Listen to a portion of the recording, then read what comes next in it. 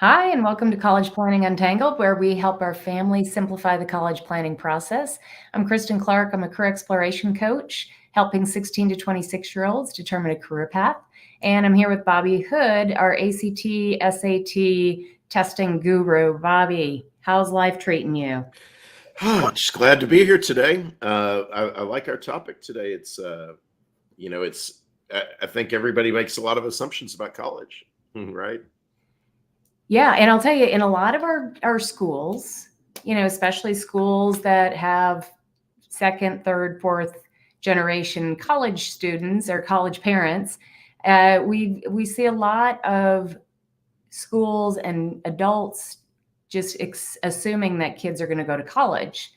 And I think that's interesting. And with all the things happening with the cost of college and just all the things going on out in the world today, I think that we have to think about how we're planning and how we're talking to our kids about what their next step is. Because, Bobby, I'm a firm believer that college is not the only way to success, Sure. but it's also a great avenue to go and learn and, get educated about a career that you're interested in. So, I mean, there's a lot of talk, a lot of chatter out there, especially as costs are increasing on, how should we direct our kids? Absolutely. I mean, it would just need to kind of keep know what all the options are, right? So you can make an informed decision. So what does it mean, the idea that people plan for college backwards? Yeah. So the first thing I'm going to do is I'm going to give you a couple stats. I'm the stat girl. I like my Right. facts. And one of the things, Bobby, that stood out to me when I was helping my boys prepare for college is 30% of kids that go to college don't go back for their sophomore year. Yeah, so that's even more that don't complete, but 30% right there in the first year, right? They Yeah. don't come back. They get weeded out. And the second stat that always, just gets me is that it's taking 5.5 years on average Mhm. for college students to complete a 4-year degree. You're right. A 4-year degree takes 5.5 years. And so you think about all the money that is being spent on a first year of college when you're not going to continue, or on students who are changing their majors and suddenly now you pay what, 20, 30% more for college than you expected because you stay another year or a year and a half, right? Right. And I think all of Crazy. this is a direct result of the way that we're helping students plan for college. Yep. Because as they're coming out of the womb and, we're like, oh Mhm. my gosh, Bobby, they're 5.2 or 5 pounds, 2 ounces, and they're going to Mhm. college. That's a lot of what's happening in the households out there, that the expectation is just that's the next step after Mhm. high school. And we perpetuate that all through grade school and high school. It's okay, you go to grade school, you go to high school, then you go off to college. And what I see happening out there is a lot of students and a lot of families are just checking that box. They're just saying, Mhm. okay, well, that's the next step. Right. Just assuming, yep, that's just what we do, but they don't know why they're going, what their major is going to be. They maybe are thinking they'll just go try a few different majors. Well, that's how you get to 5.5 years, right? Yeah. And here's the tough part. Then these students go off to college, and that Mhm. first year is hard. We all are remembering the good old Sure. days and how much fun we had, and we did. We had a good time in college, but we forget how difficult that first year is. Mhm. So Oh, all of yeah. a sudden, you've got a kid walking into college. They're sleeping in a room that, maybe with a person that they don't really know. Mhm. They're eating food they're not used to eating. They are having to do their own laundry. They are, having to fill every waking moment of their day. And that first year gets really hard. Yeah. So you've got all these things happening, right? And what I've seen is all of our counselors, all of our consultants out there, all of their jobs are to get these kids into college. That's what we Mhm. pay them for, right? Right. We pay you to do that. We pay college consultants to do that. Our expectations are that our high school counselors are going to do that. It's what we pay them to do. But what we're not doing is taking a step back and saying, you know what? Why do you want to go to college? Mhm. What are you trying to get out of it? What's the end goal? And I think that's the step that we're missing. We're jumping right into the middle, into the tactical part. Yeah. The stuff that we can check a box, we can go, oh, good, we took that test. Oh, good, we finished that essay. Oh, this is awesome. We got the score back. All these things that we have proof we did. Mm-hmm. And we're not spending time on the what ifs, whys, what's your goal? And those are the tougher decisions to make. So they're the easier decisions to kind of push off, because nobody can tell you you're getting it right. Nobody's going to tell you, Bobby, oh, that's a great career, that's perfect for you, because nobody else can tell you that, right? Right. You have to figure that out yourself. Yeah.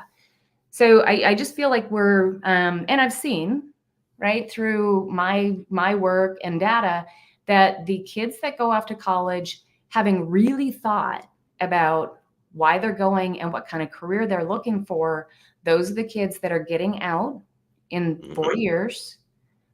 I won't say that other kids don't, but they've got a better chance of getting out in 4 years. Right. And they've got a better chance of making it past that hard freshman year, because even when life gets tough, they're looking at it and going, but I know why I'm here. Right. And also they've got a good chance of finding a career that they're actually happy with. Right. Which is the other thing, right? You might get out in 4 years with a degree, but it's in a field that you end up hating. That's what happened to me. I mean, certainly, I got an accounting degree, worked for 2 years as an accountant, and said, this is terrible, right? This is not for me. Yeah. And Bobby, yes, it happened to a lot of us, right? I know I fell into my first career. I got lucky because I loved what I did, but I sure didn't plan it. I have an art degree, and my first role that somebody was willing to hire me in corporate America was in marketing.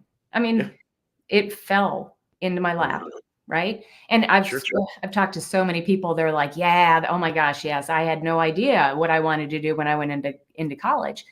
But here's the kicker, Bobby. The reason why people didn't have an idea is because we aren't talking about this before they're heading off to college. Yeah, it's not that you can't have an idea. It's that nobody's even thinking about it, right? They're leaving college to be the place where you figure that out. But we had the luxury of being able to do that 30 years ago. Now, college costs, 200 times what it cost back then, Yeah. Yeah. And that 30% stat that I gave you, that's nothing new.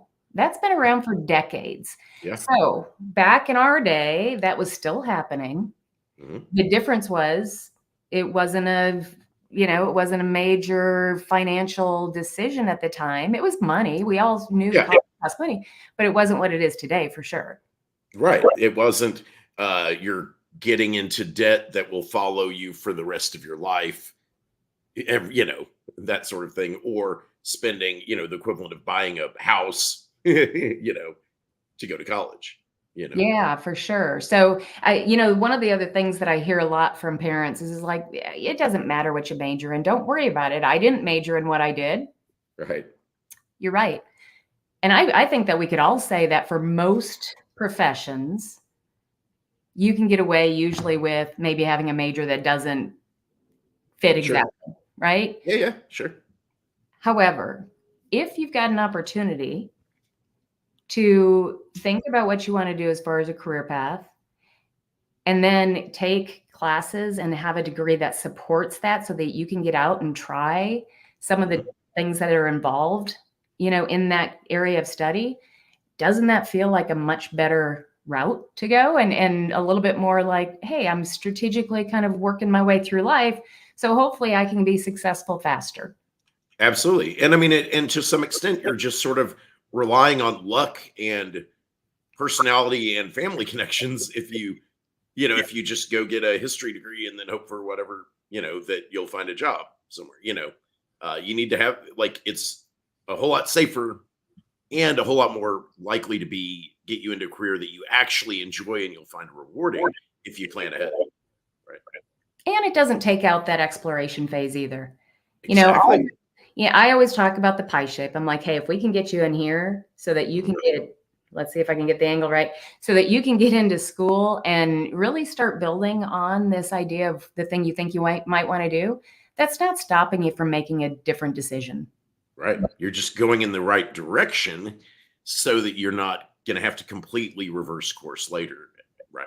Right. And Bobby, I look at that too and I go, so what we're doing is we're helping kids not do that pendulum swing that I see where they go into college, they are in a major, and then they're like, ooh, that's not what I thought it was. So they flip 180 degrees to something completely different. What we're doing is if they're in one major and maybe it's not quite right, now they're making an adjustment. It's not this huge, like, completely. Yeah, that's what I did in college. I was physics, then English, then accounting, right? I mean, that is a big pendulum swing, right? Yeah, I mean, it's crazy, and the only reason it didn't take me extra time to get out was because of AP test credits. So I came in with basically one semester of credits. So I had that luxury because I had done so well on AP tests, but not everybody has that, right? And so I could very easily have gotten myself into that situation, right? Absolutely. And so that's the thing. And so this is why I send my students, when they start talking to me about college and college essays and stuff, I immediately recommend that they come and talk to you and start working on what major should I choose? What career would be rewarding for me? Because that's the order we ought to be doing it in, right? You ought to talk about that first, then colleges after that, right? Then it's like, okay, do I need college for that? What colleges would help me with that, right? Or are there other pathways to that sort of career? Right? Absolutely, yeah. Because like I said, college isn't the only way to get there. And, Chimey Ginger sent us a note and said, hey, I struggle with my major and I want to change. The very first thing, and if I messed up your first name, but the very first thing that you need to think about is what types of things do interest me? I know that sounds so basic, but this is basic. Looking at the things that interest you, looking at where you do have skills, looking at what your preferences are. Do you want to live in a big city, small city, close to home, or very as far away from your parents as you can get? What are those preferences and where do you want to be? Those are the basic questions that we need to start with. And then, I would also tell you, get out there and take a career assessment just to have some different ideas and figure out, what area is actually interesting to you. You don't have to know exactly where you want to go. Bobby, when I say get in that pie shape, that can look like agriculture. Okay, there are lots of things you can do in agriculture. You can be a farmer. You can work on soil research. You can work on hydroponics. You can work on world hunger. There's so much that's within that agriculture area. So, we're not trying to pigeonhole people. We're trying to really give them, hey, let's get in the right area. So that now you get to cherry pick all the activities within that role that make you happy. Yeah, absolutely. And the other question, Jimmy, you asked was about merit scholarships. And it is true that merit scholarships are less common today than they were 10, 20, 30 years ago. And partially it's due to rising costs of colleges and the shift to most scholarships being about need instead of merit. So most colleges will, based on your FAFSA, meet need and provide scholarships and other types of aid to get you to the right number for your family's need. But if you don't have a demonstrated need, it is rare for at least private colleges to do very much merit-based aid. But many, many state colleges still provide what are like defined merit-based scholarships. And so there are many, many state schools in the United States that will publish on their admissions pages, like, if you score a 30 on the ACT and you have a GPA of this, then you automatically get this amount of scholarship. And so if you're looking for merit-based academic scholarships, you probably want to be looking at big state schools and looking for those. That's generally the best way to do it. Yeah, and let's not forget that there are other scholarships that you can go after. They're not always easy. I mean, you still have to do essays and do all the work, but they are out there, and there's a lot of money being left on the table. Absolutely. Yeah. All right. Well, this is a great topic. So, yeah, I definitely would recommend to all my students, anybody who's listening, contact Kristin if you are trying to figure out what major you should be in, what career would be a good job for you. Kristin's great at helping people with that. And we're always happy to answer questions. You can visit us on our website, so you can contact either of us anytime you like. Yeah. And just remember that college planning starts with thinking about your career path first. Absolutely.